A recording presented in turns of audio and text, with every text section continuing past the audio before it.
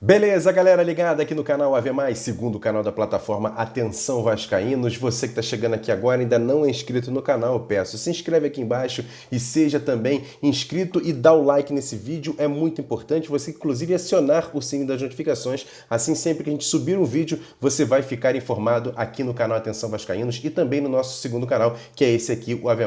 Contamos com a sua inscrição nos dois canais. Olha, a partir de amanhã começa uma promoção muito bacana nos dois canais que precisa muito. O aqui no AV+, chegar a 50 mil inscritos e lá no canal Atenção Vascaínos chegar a 150. Mas amanhã, na live tradicional de segunda-feira, amanhã vai ser mais cedo, 6h30, com Paulinho, ex-atacante do Vasco, hoje no Bayer Leverkusen, vai nos dar uma entrevista ao vivo no canal Atenção Vascaínos e eu conto com a sua participação, inclusive lá o Flávio Dias vai novamente informar sobre como vai ser essa promoção agora para o mês de março, mês que o canal faz 2 anos aqui na plataforma YouTube. Mas eu estou chegando aqui nesse finalzinho, nesse comecinho de noite aqui no domingo, muito papo, muita resenha. A gente teve uma resenha agora há pouco no canal Atenção Vascaínos para falar de uma informação que saiu agora há pouco no site Globoesporte.com de que Alex Teixeira está livre no mercado. Isso mesmo, jogador que pertence ao Jinshan Suning da China, o clube encerrou suas atividades. Isso mesmo, o proprietário, que é um dos acionistas da Internazionale de Milão, procurava uma nova pessoa para adquirir o clube, ninguém apareceu para comprar e por isso ele encerrou as atividades no clube e por isso Alex Teixeira está sem contrato, está livre no mercado. Além dele, outros 2 brasileiros faziam parte do elenco, o zagueiro Miranda, que jogou na seleção brasileira, jogador de 36 anos, e também o atacante Éder, que tem a dupla nacionalidade, jogador italiano e brasileiro, jogador de 34 anos, se possível até durante os últimos dias, pouco antes de terminar o Campeonato Brasileiro, surgiu uma informação de que ele teria sido oferecido ao Vasco,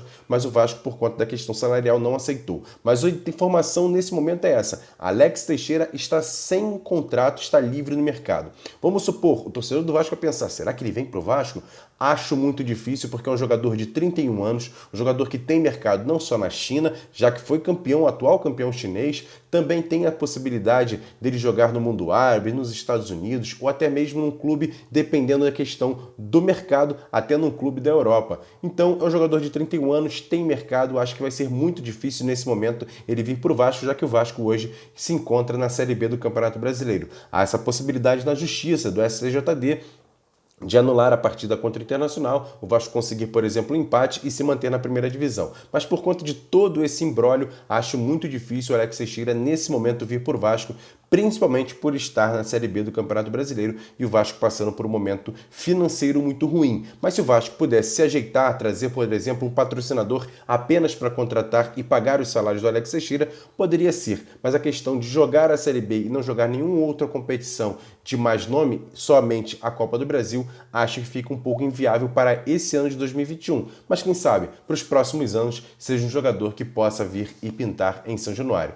Nesse momento, eu acho muito difícil, mas a informação é essa: ele está livre no mercado e eu acho que o Vasco tenha pelo menos o interesse de chegar ao jogador e fazer uma proposta. Sabe lá? É igual aquela coisa, você sai na balada, você encontra uma pessoa que você fica ali, mas será que eu vou chegar? Será que não vou chegar? Chega, o não é certo, o toco é certo. Então vai lá e faz a sua proposta. Eu acho que o Vasco deveria sim fazer uma proposta, tentar ali fazer pelo menos uma sondagem. Caso não aconteça, segue o baile e tenta transformar o time para jogar a Série B do Campeonato Brasileiro. Lembrando que o Vasco já anunciou ontem Marcelo Cabo como novo técnico. O treinador chega na terça-feira aqui no Rio de Janeiro para sim assumir o time. Não deve treinar na beira do gramado na quarta-feira contra o Volta Redonda. Ainda vai ser o Diogo Siston, técnico do Sub-20, mas ele já vai estar de olho, já deve ir a São Januário para assistir a partida, já que vai ser uma partida que o time do Vasco será todo ele utilizado com jogadores de sub-20 e jogadores revelados no Vasco, mas que já estavam no profissional. Então é um time muito baseado em jovens e o Marcelo Cabo, que sabe trabalhar com jovens, até porque foi muitas vezes técnico de times inferiores, sub-13, sub-15, sub-17, sub-20,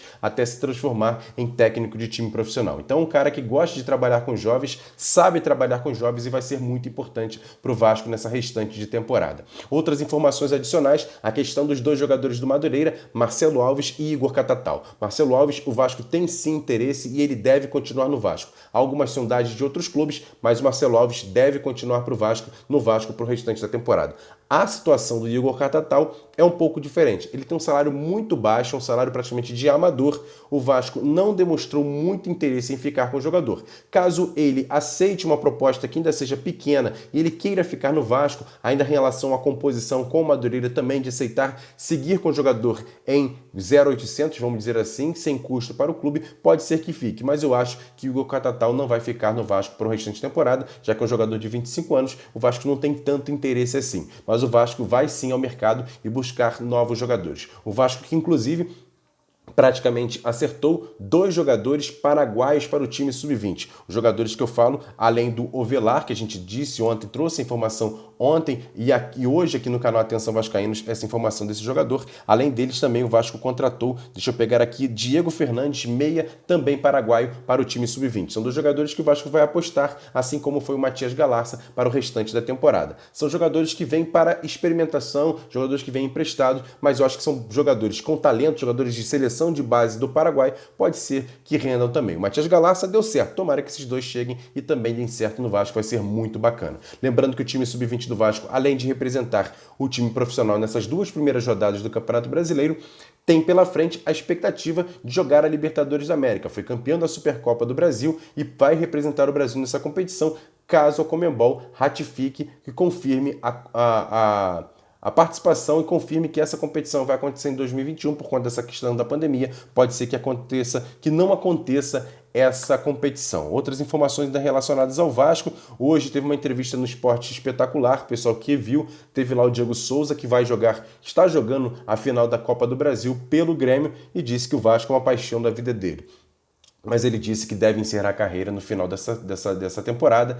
Que era uma expectativa do Vasco, por exemplo, ter o jogador, mas eu acho que não vai acontecer. Ele tem uma paixão pelo Vasco, foi campeão da Copa do Brasil, mas é um jogador que praticamente está encerrando a sua carreira nessa temporada e não deve jogar mais no Vasco. Mas seria um bom nome para a Série B, principalmente para ser a referência do clube. Mas ele já em alta, artilheiro do time do Grêmio, acho muito difícil também que aconteça. O Vasco tem que ir ao mercado e buscar jogadores. Nomes ainda é muito complicado, vai esperar a chegada do Marcelo Cabo na terça-feira, conversar com o Alexandre Pássaro, o executivo de futebol, e aí, quem sabe, começar a visualizar a questão do elenco atual que tem o Vasco, as dispensas, jogadores que podem ser negociados, e aí sim buscar novos nomes no mercado para com certeza fazer um time competitivo para o Campeonato Carioca, para a Copa do Brasil e principalmente recolocar o time na Série A do Campeonato Brasileiro. Sobre a questão do STJD, ainda não tem informação nenhuma nova nesse fim de semana. Nessa semana, segunda, terça ou até quarta-feira, deve sair a decisão se vai ter ou não anulação do jogo contra o Internacional, mas o Vasco